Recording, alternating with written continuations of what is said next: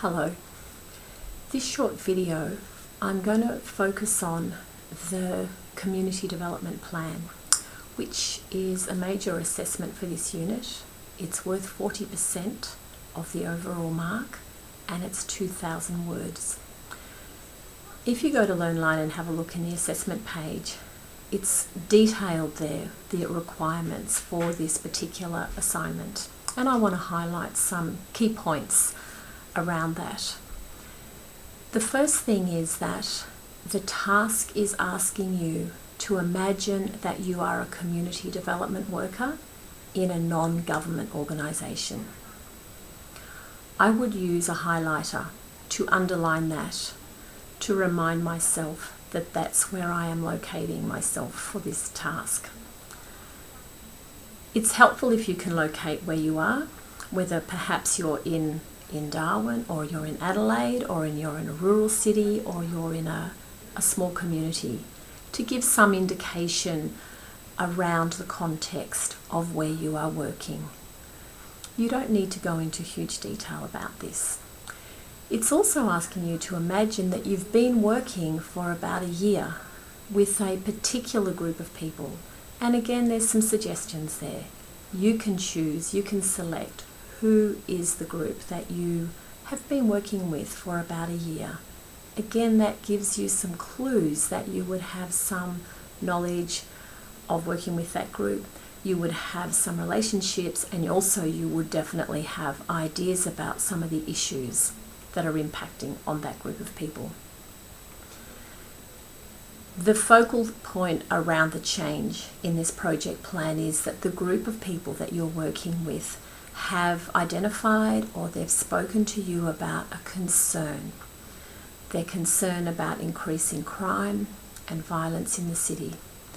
And they want to work together to change things. Again, I would use my highlighter and I would underline these points. I want you to not get too caught up in describing in great detail about what that might be, about the violence and the crime in the city. It doesn't need a lot of attention. The point is that people want to work around changing things. This is an opportunity for you to think broadly and to think creatively about how a group of people might like to address it. What you're going to do is develop a plan for a community development project that's going to assist this part of the community to address this concern, to address these issues. And there can be many really creative responses to addressing an issue around violence and safety. So a project plan is written up like an essay. There are things that make it really easy for you in this case are the headings. Immediately there are 12 headings.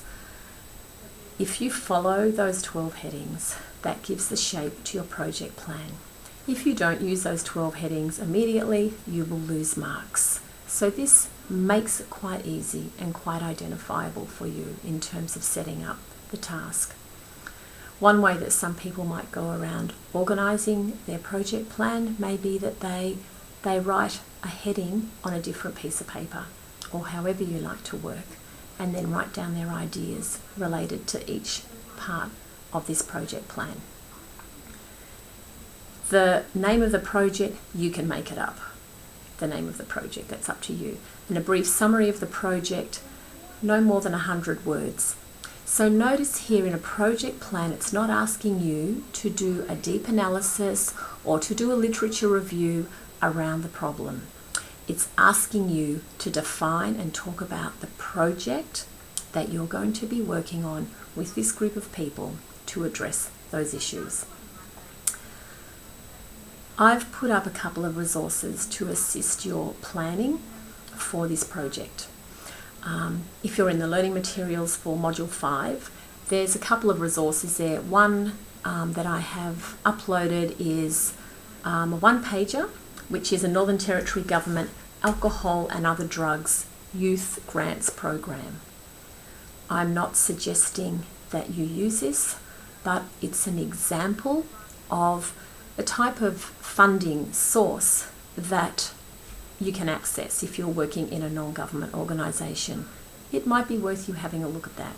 How much funding is granted, links to the website, some of the things that they will suggest that they will fund and that they won't fund. That's more for your information than anything else.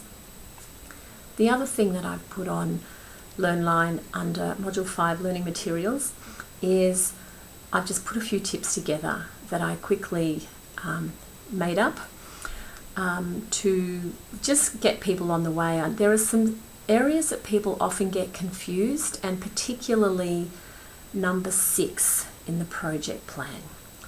Project objectives, strategies and activities. People often get very confused around this area. So I've highlighted on my one-pager, I've pretended that I am working as a community development worker in a community-based disability service in Darwin, and that I work with young people who have a range of disabilities. And then I would define the location of the project, how many people are involved, who they are in the summary section.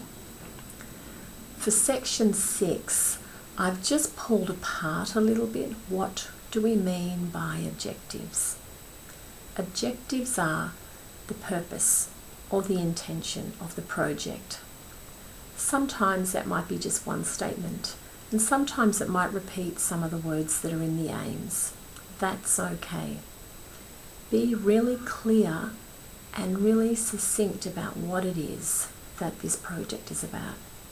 So for example, an example of an objective could be to build connections between young people with disabilities and their neighbours. That could be an objective.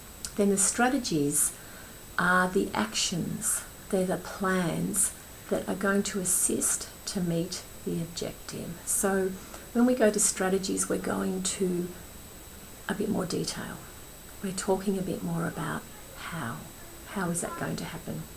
So my example is this project will provide opportunities for young people with disabilities and their families to be active parts of the local community.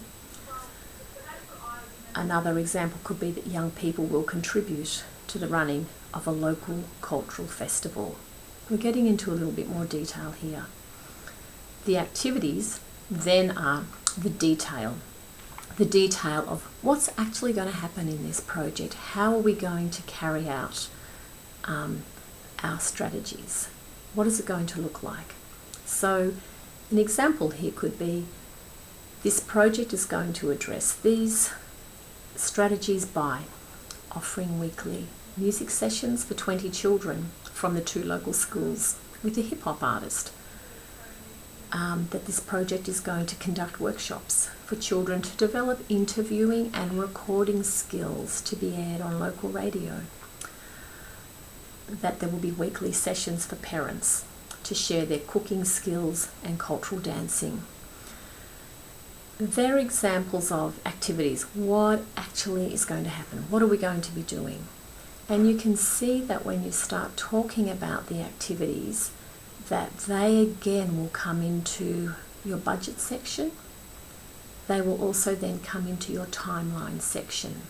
So you're likely to be repeating again, offering weekly music sessions for 20 children, that will appear again in the timeline, that will appear again in the budget when we're working out the cost for this project.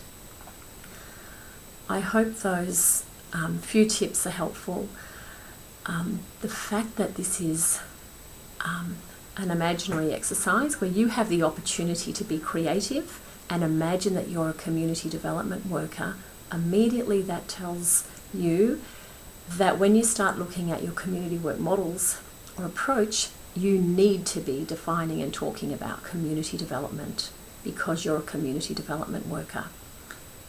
You might also bring in some other approaches, but you will need to address community work, community development models as well. Feel free to contact me.